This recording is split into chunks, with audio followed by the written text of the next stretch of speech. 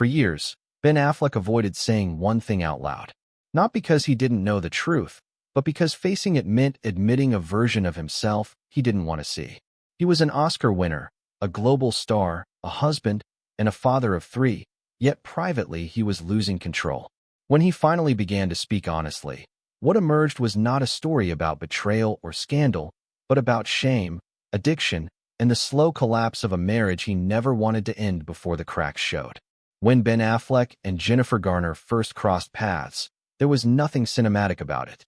They met while working on the film Pearl Harbor, surrounded by the machinery of a large studio production where relationships often blurred into schedules and publicity obligations. At that time, neither of them was emotionally available. Affleck was already becoming a tabloid fixture, and Garner was focused on building a steady television career. Their interaction was polite, professional, and forgettable, one of countless encounters actors have and never think about again. Everything changed when they reunited on Daredevil. The movie itself would later be remembered more for its disappointment than its success, but for Affleck it became quietly transformative. Years later, he admitted that the experience forced him to rethink how he measured failure. The film was criticized, mocked, and quickly moved past by the industry, yet it marked the beginning of the most emotionally grounded relationship of his life. He would later reflect that public failure and private meaning do not cancel each other out, a realization that would follow him long after the cameras stopped rolling. Their connection formed under complicated circumstances. Affleck was disentangling himself from the wreckage of a very public breakup that had turned his personal life into mass entertainment, while Garner was facing the end of her own marriage, a process that left her cautious and reserved. When they finally went public, there was no spectacle and no loud declarations. Instead, there was a noticeable calm around them. They appeared grounded, even guarded, as if both understood the cost of attention too well to invite more of it. That calm extended into their decision to marry. They chose a small, understated ceremony, avoiding the pageantry typical of Hollywood unions. For Affleck, this was not just a romantic choice, but a psychological one. He later described Garner not as someone who rescued him, but as someone who studied him. At a time when he felt increasingly dismissed as an artist, her belief in him mattered deeply. He credited her with helping him regain confidence and giving him the emotional security to pursue projects that required vulnerability and creative risk, projects that would later redefine how he was perceived in the industry. Yet even in those early, seemingly stable years, pressure was quietly building. Paparazzi attention intensified almost immediately after they became a family. Photographers waited outside their home, followed their cars, and crowded places where privacy should have been unquestioned. Garner later recalled moments of desperation, pleading with photographers to step aside while she carried a sick child into a medical office. These were not abstract complaints, but daily intrusions that chipped away at any sense of normality. Affleck grew increasingly angry at a system that treated his family as acceptable collateral. He spoke openly about the danger and emotional toll of that attention, insisting that his children never consented to fame. The constant surveillance created an environment where even minor stresses felt magnified. There was no space to argue privately, no room to struggle without judgment. Outwardly, they still looked steady. Two successful actors, 3 children, and a carefully maintained image of balance. But inwardly, something more fragile was forming. Not a dramatic rupture, but a slow accumulation of strain quietly settling beneath the surface, unnoticed by the world that would later claim to have seen it coming all along. When addiction entered the marriage, the pattern became harder to ignore. For a long time, Affleck believed he was different from the people he grew up watching.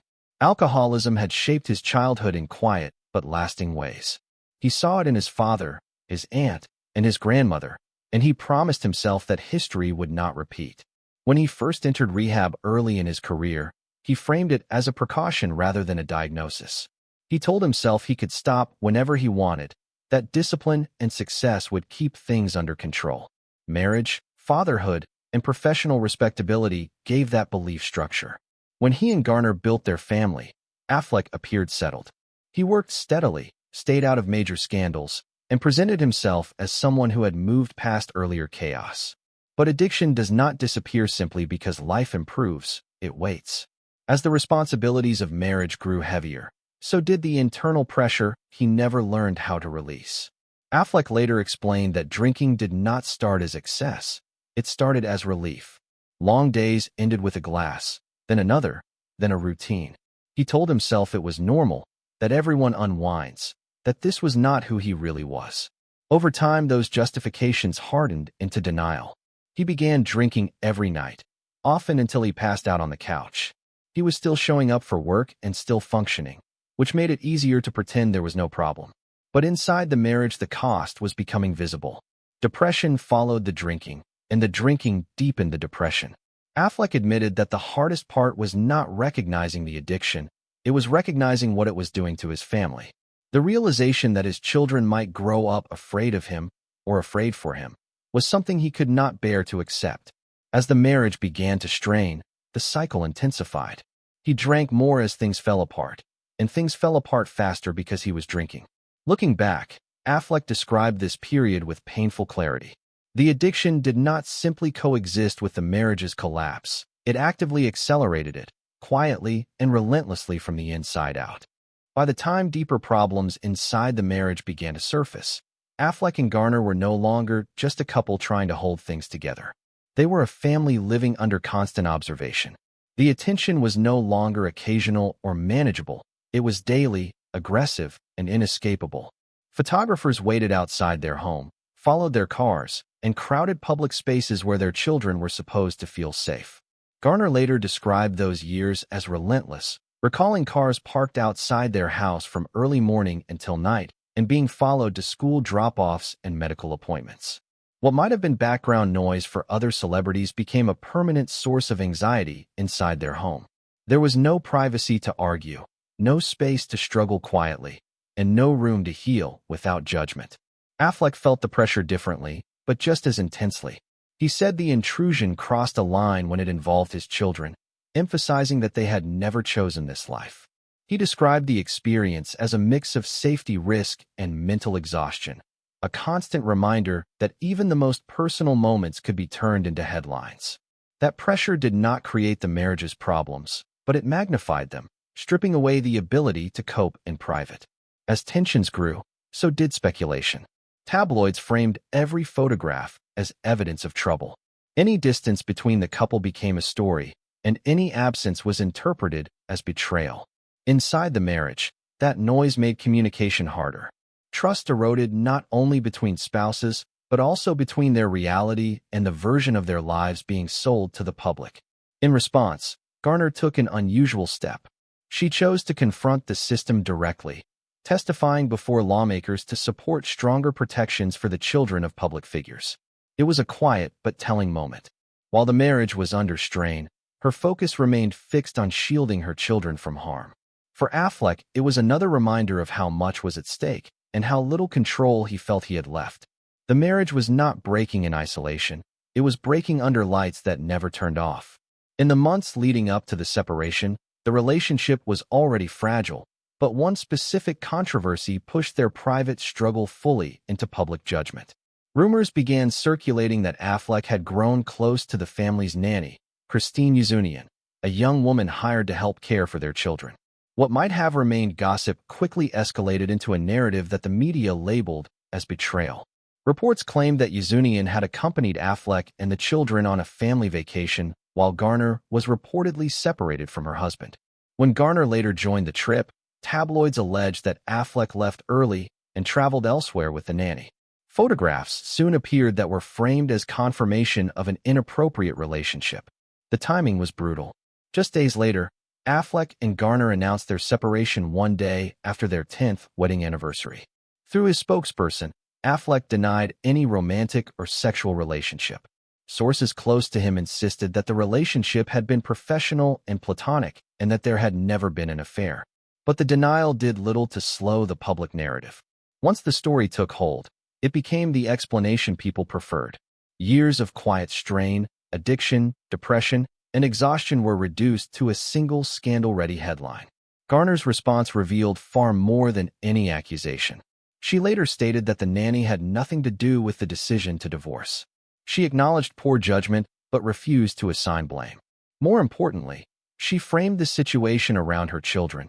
explaining that it was not healthy for them to suddenly lose a caregiver amid chaos and public speculation. In doing so, she shifted the focus away from anger and toward responsibility. For Affleck, this was the moment when control was fully lost. The marriage was ending. The press had chosen its villain, and his addiction, already worsening, was no longer something he could hide behind charm or explanation. Years later, he admitted that while the rumors were painful, the deeper truth was harder to face. The marriage had been collapsing long before the world noticed. It was not a sudden implosion, but the final crack in something that had been breaking quietly for years. After the separation became public, Affleck entered the most difficult phase of his reckoning, not with the media, but with himself. For a long time, he had blamed circumstances, pressure, paparazzi, timing, even bad luck. But once the marriage was truly over, those explanations stopped working. What remained was regret, layered and persistent, along with an addiction that no longer carried the illusion of control. Affleck later admitted that the divorce was the hardest thing he had ever had to be honest about. Not because he did not love Garner, but because accepting the end of the marriage meant accepting that he was not the person he believed himself to be. He said he never wanted to be divorced, never wanted to be part of a split family, and never imagined putting his children in a position he had sworn to avoid. That realization brought a level of shame he struggled to articulate. In interviews, he described how his drinking escalated as the marriage unraveled. What began as nightly drinking turned into drinking until he passed out night after night.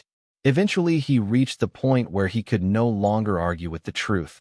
He was an alcoholic. The years that followed were unstable. Affleck entered rehab more than once, including relapses that forced him to confront how fragile recovery could be. Each setback brought public scrutiny, but the real damage was private. The fear that his children would grow up remembering him not as a father, but as a problem. Despite everything, Garner remained present, not as a spouse, but as a co-parent.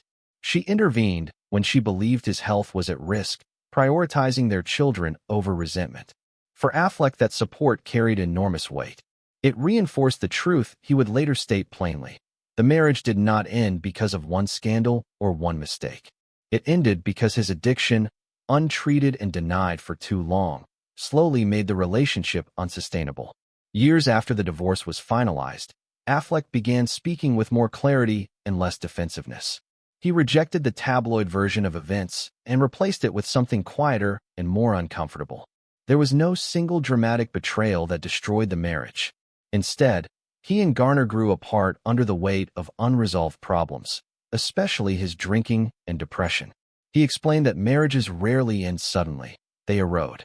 Small disappointments accumulate, trust weakens, and resentment replaces patience. In his case, addiction amplified every flaw. It made communication harder, accountability easier to avoid, and intimacy increasingly fragile. By the time the separation was announced, the emotional distance had already become permanent. Affleck was especially critical of how the media framed the divorce, saying that false stories turned personal pain into spectacle. But he also made it clear that anger toward the press could not replace responsibility. He acknowledged his role fully, stating that his drinking created real marital problems and that no external pressure could excuse that. What ultimately emerged from his reflections was a consistent theme: love alone was not enough. He and Garner loved and respected each other, and still do. But love could not compensate for addiction that remained untreated for too long. In his words, the hardest lesson was understanding that good intentions do not undo damage already done. Today, Affleck speaks about the divorce not as a failure he obsesses over, but as a truth he accepts. His focus is no longer on regret, but on learning, on staying sober, and on being present during the formative years of his children's lives so they never have to be afraid of him or for him.